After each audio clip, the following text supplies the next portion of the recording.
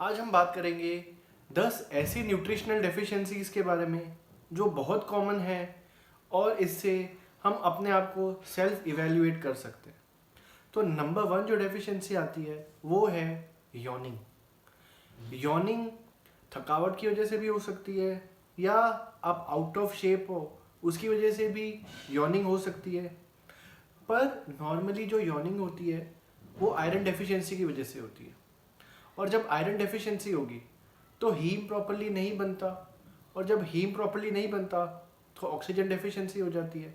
मतलब अगर कोई पर्सन प्रॉपरली आयरन नहीं ले रहा अपनी डाइट में, इसका मतलब हो सकता है वो वेगन हो या उसका जो स्टमक है वो भी प्रॉपरली एक्सट्रैक्ट नहीं कर पा रहा आयरन, इसकी वजह से भी प्रॉब्लम हो सकती है। इसलिए आयरन लेना बहुत ज़रूरी होता है, और जो बेस्ट सोर्स होता है आयरन का वो होता है रेड मीट। नेक्स्ट अगर हम बात करें तो टिटनी आती है। टिटनी का मतलब ट्विचिंग हो सकती है आईलिड्स में, आर्म्स में या फेस में। ब्लड एल्कलाइन हो जाता है जिसकी वजह से कैल्शियम प्रॉपरली ट्रांसपोर्ट नहीं हो पाता है, और उसकी वजह से जो नर्व्स होती है वहाँ कैल्शियम डिपॉजिट होना चालू हो जाता है, और नर्व और मसल्स के बीच में एक इंटरफेरेंस बनना चालू हो जाता है जिसकी वजह से टिटनी कॉज होती है। नेक्स्ट अगर हम बात करें तो अगर हमारा स्टूल ग्रीन है, इसका मतलब लैक ऑफ बाइल हो सकता है, पर ज़्यादा चांसेस है कि डायरिया की वजह से हो सकता है या माल अब्जॉर्प्शन हो सकता है डाइजेस्टिव सिस्टम का। तो इसके लिए हमें जो सैलेड होता है या वेजिटेबल्स होती है उन्हें स्किप करना चाहिए। और अगर हमारा स्टूल येलो या पेल है, इसका मतलब बाइल डेफिशिएंसी हो सकती है, और बहुत ज़्यादा फैट हो सकता है अगर हमारा स्टूल फ्लोट करे, तो हमें बाइल की रिक्वायरमेंट होती है फैट को एक्सट्रैक्ट करने के लिए। नेक्स्ट अगर हम बात करें तो लोअर बैक पेन हो सकता है, हिप में पेन हो सकता है, या अपर पार्ट ऑफ लेग्स में भी पेन हो सकता है, और इसका मेन रीज़न होता है विटामिन डी की डेफिशिएंसी। नेक्स्ट पॉइंट आता है cold intolerance. Cold intolerance iodide की डेफिशिएंसी होती है क्योंकि ये थायराइड का फंक्शन होता है, और अगर हीट इंटॉलरेंस हो इसका मतलब विटामिन B1 की डेफिशिएंसी। नेक्स्ट अगर हम बात करें तो वाइट टंग आती है। वाइट टंग नॉर्मली कैंडिडा की ओवर ग्रोथ होती है।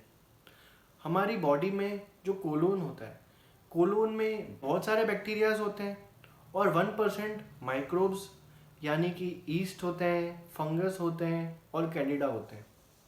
तो जब भी हम एंटीबायोटिक लेते हैं तो जो बैक्टीरियाज होते हैं वो तो मर जाते हैं, पर जो 1% माइक्रोब्स होते हैं जैसे ईस्ट, फंगस और कैंडिडा, ये नहीं मरते और इनकी ओवरग्रोथ चालू हो जाती है, जिसमें जो कैंडिडा होता है उसकी ओवरग्रोथ चालू हो जाती है और उसकी वजह से काफ़ी प्रॉब्लम्स क्रिएट करता है, और इसका मेन कॉज होता है प्रोबायोटिक की डेफिशिएंसी।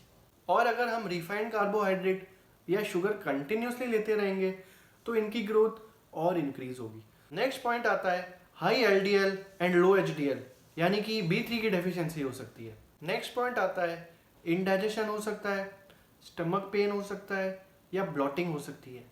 इसका मेन रीज़न होता है जो एसिड होता है वो इतनी अमाउंट में नहीं होता कि वो हमारे फूड को डाइजेस्ट कर पाए।